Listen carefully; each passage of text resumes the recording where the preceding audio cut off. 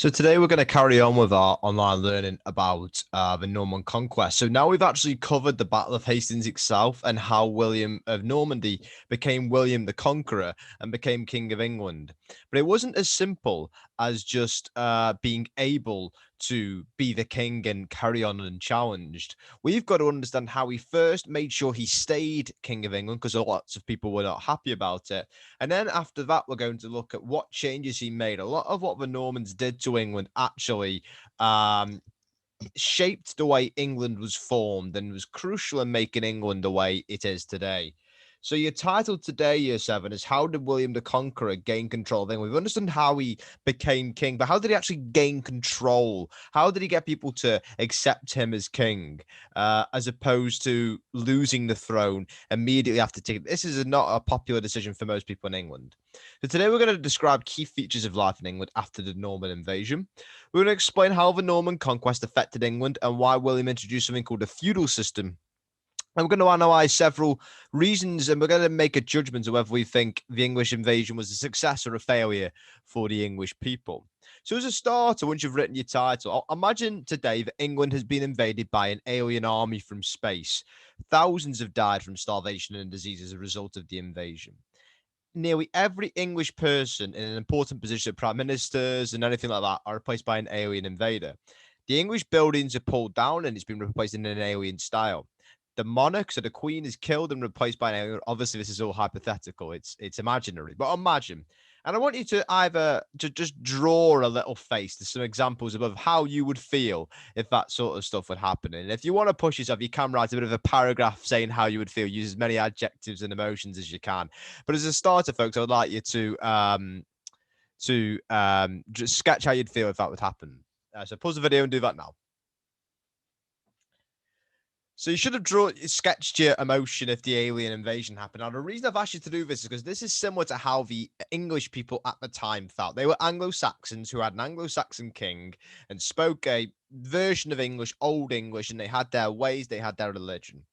Suddenly, a man they've never heard of, called William the Conqueror, who does not speak English, has arrived, has killed their king, and is now saying he is the king of England. And as you can understand, that's not massively popular with a lot of people. So we've got to understand, how does William stay in control when a lot of people are not too happy about what's happened at Hastings? So imagine, put yourself in William's position after the Battle of Hastings. You have defeated Harold. We've only conquered that bit of the country, really, where you've landed. The rest of the country still isn't very happy with you, despite the fact you say you're the king. So this is work with your partner, because we usually do this in class. You're obviously going to do this individually. I need you to decide, and this will be on your Firefly task, by the way. So when I've explained it, you can go to the Firefly task and do this. There will be some problems in front of you. And I would like you to decide which problems you're going to deal with straight away, and 3 of the 6 you can deal with immediately, and which of the 6 problems you can deal with later. So 3 short-term and 3 long-term problems. Which ones are you going to deal with straight away, and which ones are you going to deal with later? Once you put them into short-term and long-term, I want you to rank them in the order you are going to sort them out. 1, 2, 3, 4, 5, 6. And then for the 3 short-term ones, I'd like you to write a solution for one of them. Pick one of the short-term problems and write a solution for one of them. So there they are below, but obviously that will be put on the Firefly task for you to use. So pause the video, go to the Firefly task and write the answers down. Write those tasks down, please, in on your paper. If you want to push yourself, can you think of any examples of leaders facing similar problems? They think of prime ministers or presidents today. Do they face any similar problems? That's your first task for today. Organize the problems to short term and long term and rank them in how you're going to deal with them. Pause the video and do that now for me. So William has these problems, but bear in mind, he won the battle at Hastings. He hasn't actually gone to London yet. So William actually took 2 months to get from Hastings to London. And on the way, his army burnt, stole, and killed anything it passed. It wasn't until December that the English soldiers gave in and William entered the city of London. And he was actually officially crowned king in Westminster Abbey, the most famous abbey in London, on Christmas Day, 1066. So there's 2 tasks for you to do here. Firstly, I just want you to watch this video to start with. It's a really interesting video, shows you the route which William took to get from Hastings to London and what happened when he got there. And then what you're going to do is you're going to be these sources in front of you, D, E, and F, are going to be on the task. And I'd like you to read each source and write down any examples which you've got of how William keeps control of England after he is, crap on his way to London. So, for example, we'll do source D together. There is a rebellion in the north, as told in the Anglo-Saxon Chronicle. Prince Edgar, a cousin of Edward the Confessor, remember Edgar the Evelyn? Yeah, it turned his back. And many other people thought he was the rightful king of England and not William. So William gave Northumberland to Earl Robert, his friend. But the people of Durham massacred Robert and 900 of his soldiers. Prince Edgar and the rebels came to York, and the people of the city joined them. So William came from the south and surprised them, ravaging York and killing hundreds. Then the Vikings came from Denmark with 240 ships and joined up with the English, who were rebelling against William. So remember, English is like the existing English. Normans is William and his men. William's still not in control of the country. With a huge and joyful army, they stormed York and killed hundreds of William's men, burned the castle, and captured lots of treasure. So you can see there's been a rebellion against William here. So what has he done to control them? He's actually killed hundreds of people. Now, he doesn't go too well because the Vikings come and sort of kill a lot of his men. But you can see William's not scared to kill people. So what you're going to do, there's two parts to this task. Is you're going to watch this YouTube video, which will be linked into the Firefight task. It'll all be explained as task 1, task 2. So task 1 will be the short-term and long-term problems. Task 2 will be watching the video. Task 3 will be to read these 3 sources and write down one thing from each source which William does to help him keep control of the country. So pause the video and go and do that now for me, and then come back to it. So he does deal with his problems in the short term. And what he does is he orders that his loyal friends who are going to help him rule England should build strong fortresses, and he called them castles. And here's a map of where William ordered castles to be built. Now, we're about there on the map today. So the nearest one is up a little bit north of us.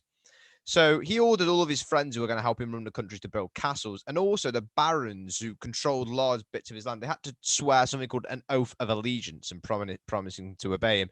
So William and his men built castles all over England. So the first thing I want you to say is, why do you think William ordered his friends to build castles? What's the purpose in building a castle?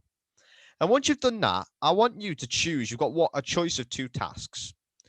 You can either be an English earl who lived in England before William, or you can be William. You can choose either one. If you're going to be the English earl, you're going to write a letter as if you were an English earl, complaining about the way William is treating the English, and reference the sources you've read, and reference the way he's killing people and how he's not an English man.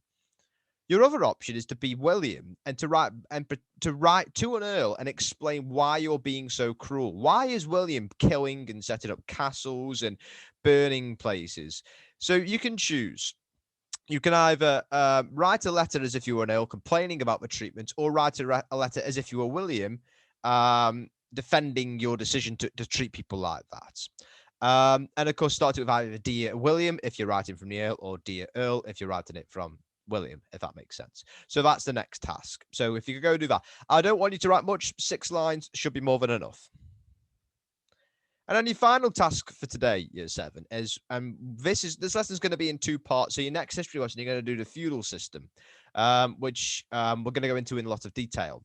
The last thing we're going to look at is the Oath of Allegiance. So source G is on the left. So the first thing I want you to do is say which man is the king and give some reasons for your answer. And what do you think is happening in this picture? So pause that and go and do that now.